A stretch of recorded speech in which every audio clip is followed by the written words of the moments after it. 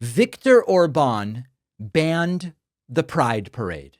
That was the headline in Hungary. What happened in reality is that a couple 100,000 people showed up anyway.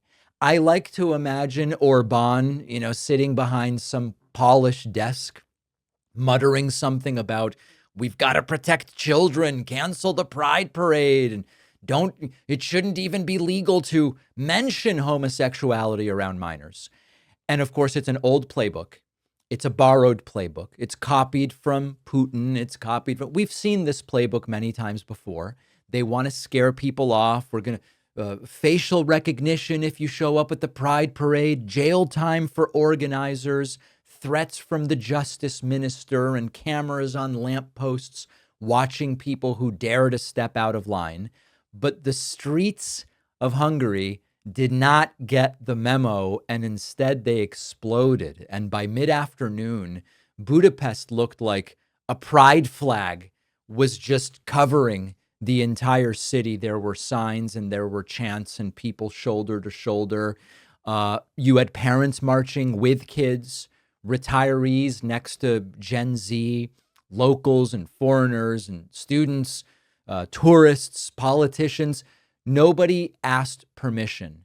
And I think what's so fascinating about these moments in understanding authoritarianism is that this is more than really just a parade. It's kind of a warning shot. Orbán didn't just poke the bear. Orbán backed the bear into a corner and sort of challenged it, because for years he's been building something really ugly in Hungary. Trump loves it. He just thinks, oh, Orbán is so great. Illiberal democracy, I don't know. But what it means is this package where you start to doubt whether you can trust elections, newspapers. You wonder, are they printing what's true or are they printing what they've been told to print? Courts that answer to a party. If you're gay, an immigrant, a professor, a journalist who does what they want, you are the problem in these authoritarian regimes. And there's always someone to blame in defense of the homeland. This is the package. This is the prescription as we've seen it. And for a while, it was kind of working.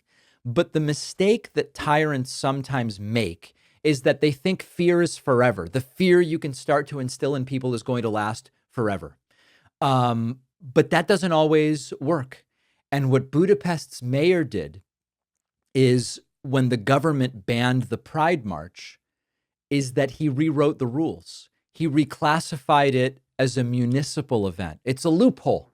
And now the Pride March can continue as a municipal event. And you could feel in the crowd that this was not performative activism. This was an act of defiance, really, kind of a middle finger to Orbán's regime.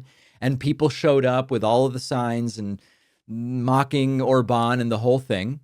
Some were worried about cameras, so they wore sunglasses and masks. Others didn't seem to care, and they brought their kids, and many hadn't even been to a Pride event before.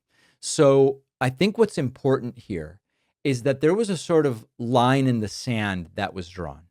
Orbán wants silence, he wants submission, but he didn't get it. And this is way bigger than LGBTQ rights. It's who gets to exist without permission. And it's unfortunately maybe a preview of what may be coming to the United States. Who gets to help write the next chapter? Is it one guy with his authoritarian pen, or is it the people?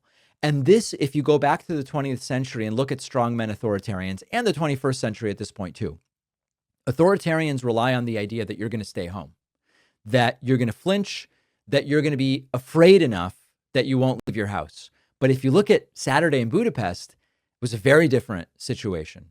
And you don't need to enjoy following the ups and downs of politics to understand how important this is.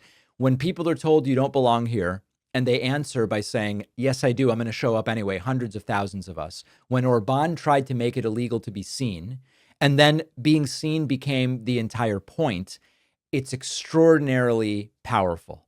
And so I think the lessons of authoritarianism, combined with the fear of what Trump might become if he gets to continue, and the turnout in Hungary hopefully will be maybe if not inspiring, at least a sort of, hey, FYI, you don't have to cower in fear. Fear is often the initial reaction to authoritarianism, but when they go too far, there can be blowback. And then next thing you know, there's hundreds of thousands or even millions of people in the streets. So a lot, I believe, to learn from what we saw over the weekend in Budapest.